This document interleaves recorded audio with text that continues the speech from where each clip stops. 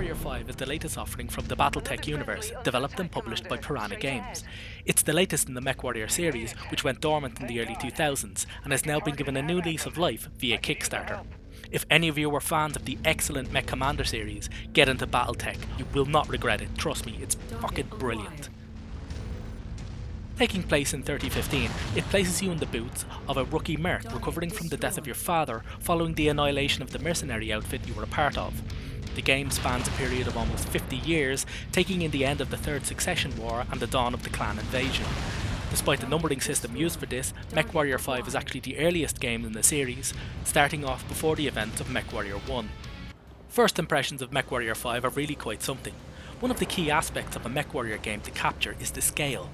You need to really feel like you're piloting a giant death engine, and MechWarrior 5 captures this beautifully. Everything about the game is just right, from the internals of the cockpit to the designs of the mechs themselves. It's all spot on perfect.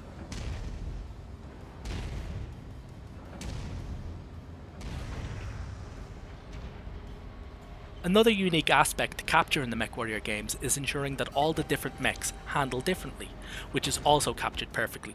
Each of the mechs seems to have its own little foibles and idiosyncrasies, almost leading to each of them seem to have its own personality, which at first seems a bit ridiculous a concept, but when you get into the game it becomes more and more real to the point where you'll wind up thinking of the mechs almost as minor characters themselves, without feeling like you're going fucking nuts. As for the mission and inventory management sections, these have been almost totally borrowed from BattleTech, so if you've played that, you'll feel right at home here. Now that's not a criticism at all, it's actually really clever. BattleTech perfectly nailed the UI design to being gritty and futuristic, but being easy enough to understand right off the bat, so that's actually quite clever on the behalf of Piranha to cut out a huge amount of work for themselves.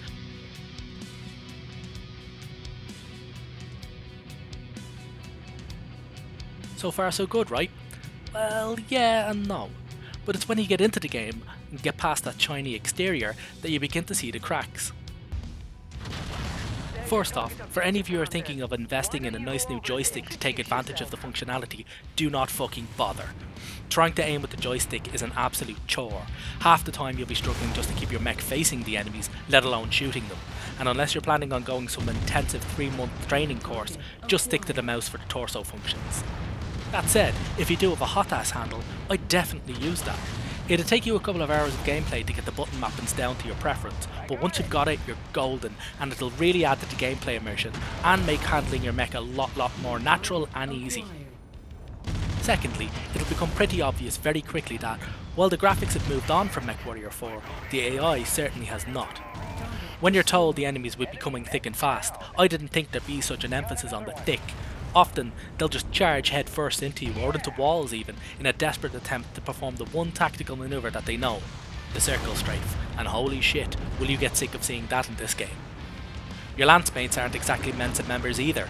The game has drastically shortened the list of commands you can issue to them, but it's still a huge task just to get them to follow any of them.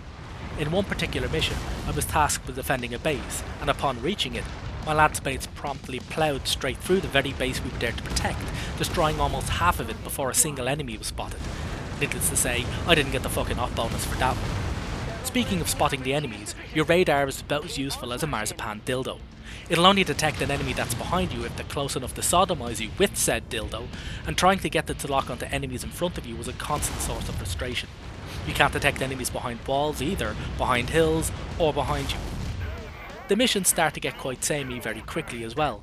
You'll need to grind for a bit to get your rep up and get the decent mechs and weapons, but the lack of variety in the mission types, plus in how those missions play out, gets old really fast. Despite them being procedurally generated, it won't be before long before you'll be going into missions knowing almost how 90% of the whole thing will play out. There are high reward missions depending on your reputation with any of the ruling houses to break up the monotony, and it's in these that the game really shines, but they don't occur very often, and if you just launch into the story missions, which are also brilliant, you'll be through the game in less than 40 hours.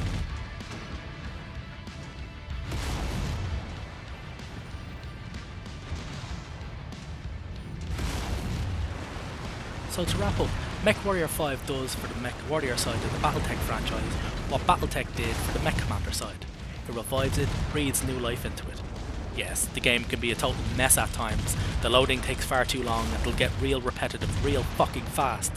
But it always kept me wanting more, and I still do want more. It's set up pure for a sequel at the end to take in the clan invasion, and if it's released, I'll fucking buy it. Hell, they'll probably in the meantime bash out some DLC for this, and I'll buy that shit too. Because when I play it, I'm 15 again, wading through buildings like I made out of paper, and laughing as I blast another mech limb from fucking limb. What I mean to say is that I'm addicted again, and I just couldn't be fucking happier.